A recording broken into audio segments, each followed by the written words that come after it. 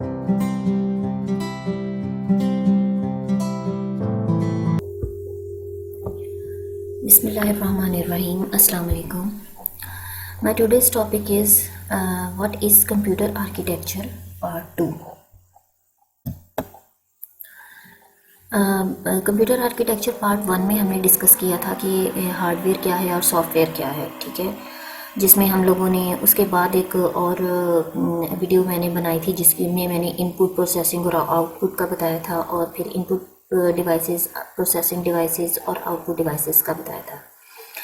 तो एक्चुअल में ये थर्ड लेक्चर है जिसमें मैं आपको बताने जा रही हूँ कि कंप्यूटर की वर्किंग कैसे होती है। तो इसमें जो मेन चीज़ है जो मैंने डिस्कस करने जा रही हूँ वो है सिस्टम यूनिट।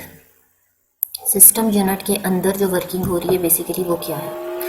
और सिस्टम यूनिट में मैं 4 डिवाइसेस को डिस्कस करूँगी, जिसमें है CPU, सेंट्रल प्रोसेसिंग यूनिट, जो कि ब्रेन है कंप्यूटर का, ठीक है, जिसमें सारा का सारा जो टास्क है और एक्टिविटीज़ यही परफॉर्म कर रहा है। रोम, रीड ओनली मेमोरी, जिसमें इंस्ट्रक्शंस पड़ी होती हैं कि कौन कौन से काम कैसे कैसे होंगे, जिसको और उसके बाद आती है रैम, रैंडम एक्सेस मेमोरी, जहाँ पे एग्जीक्यूशन ऑफ इंस्ट्रक्शन हो रही होती है, ठीक है।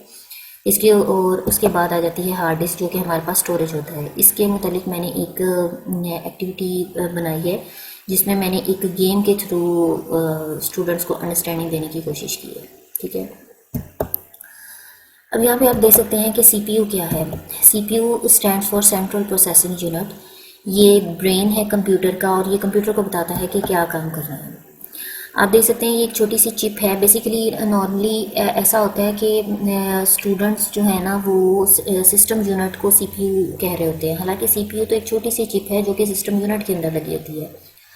आगे CPU के कुछ पार्ट्स हैं, 2 पार्ट्स हैं, एक ये है CU यानी कंट्रोल यूनिट और दूसरा है ALU arithmetic and logic unit. तो CPU की ये यूनिट आगे CU और ALU। कंट्रोल यूनिट क्या करता है, एक तो ये सुपरवाइज़र है, ठीक है, ये सुपरविजन करता है, तमाम की तमाम एक्टिविटीज़ को कंट्रोल कर रहा होता है कि इंस्ट्रक्शन कहाँ से फैच करनी है यानी कहाँ से लेनी है और कहाँ उसको सेंड करना है, भेजना है, और इस पूरे प्रोसेस को कैसे कंट्रोल करना है, ठीक है। उसके बाद ALU, एक्चुअल एग्जीक्यूशन जो हो रही होती है वो ALU होती है। ALU के 2 पार्ट्स होते हैं, एक अरिथमेटिक यूनिट और एक होता है लॉजिक यूनिट। हम अपने कंप्यूटर में कुछ भी कर रहे हैं, मिसाल के तौर पे सर्च कर रहे हैं, कुछ कॉपी कर रहे हैं, कुछ डिलीट कर रहे हैं, कुछ पेस्ट कर रहे हैं, कोई भी काम हम लोग कर रहे होते हैं ना वो बेसिकली ALU कर रहा होता है, लेकिन उसमें सारा का सारा जो सुपरविजन हो रही होती है, जो कंट्रोल हो रहा होता है वो होता है CU का। नेक्स्ट हमारे पास 3 तरह की मेमोरी है जिसमें रैम आ जाती है। रैम दिखने में कुछ इस तरह की होती है जो कि मदरबोर्ड के ऊपर, सिस्टम यूनिट के अंदर एक मदरबोर्ड होता है जिसके ऊपर लगी हुई होती है, ठीक है। और उसके बाद आ जाती है रोम जो कि इस तरह की होती है। उसके बाद आ जाती है हार्ड डिस्क यानी स्टोरेज जो कि इस तरह की नज़र आती है। रैम हम पहले भी बताया है, रैंडम एक्सेस मेमोरी है, ये वॉलेटाइल मेमोरी है।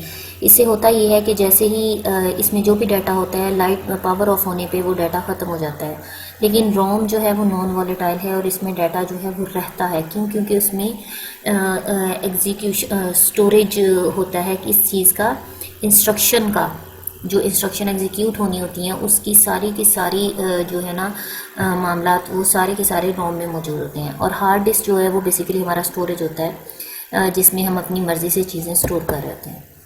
अब हमारे पास एक गेम है, जैसे कि एक फ़ुटबॉल गेम है। फ़ुटबॉल गेम के थ्रू मैं आपको बताऊंगी कि रैम, रोम और हार्ड डिस्क कैसे वर्क करती है। फ़ुटबॉल गेम में देखिए रैम है, रोम और हार्ड डिस्क, ये 3 चीज़ें हैं, इनको मैं डिस्कस करूँगी। प्लेइंग एरिया, अब हम जब फुटबॉल खेलते हैं तो जाहिर है हमें खेलने के लिए कोई ना कोई जगह चाहिए होती है जिसको हम प्ले ग्राउंड कहते हैं, जहाँ पे हम फुटबॉल खेलेंगे, ठीक है।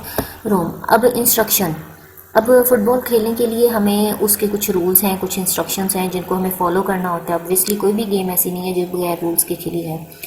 उसके बाद आ जाता है स्टोरेज, उस गेम को खेलने के लिए जो जो मटेरियल रिक्वायर है, यानी फुटबॉल खेलने के लिए यूनिफॉर्म है चाहिए, फुटबॉल चाहिए, तो ये सारा का सारा स्टोरेज में आता है। अब आप देखिए इस गेम में प्लेइंग एरिया यानी एग्जीक्यूशन ऑफ इंस्ट्रक्शन रैम में होते हैं, रोम में इंस्ट्रक्शन स्टोरेज होता है, स्टोरेज होती है जिसमें इंस्ट्रक्शन सारी की सारी पड़ी हुई होती हैं कि कौन सा काम कैसे करना है, क्या रूल्स हैं इसके। और हार्ड डिस्क में हमारे पास स्टोरेज मौजूद है, यानी कि जैसे कि आप ये देख सकते हैं। इन तीनों पिक्चर से आपको क्लियर पता लग रहा होगा कि रैम क्या होता है, एक प्लेइंग एरिया, रोम क्या है, इंस्ट्रक्शंस, रूल्स, और हार्ड डिस्क क्या है, स्टोरेज।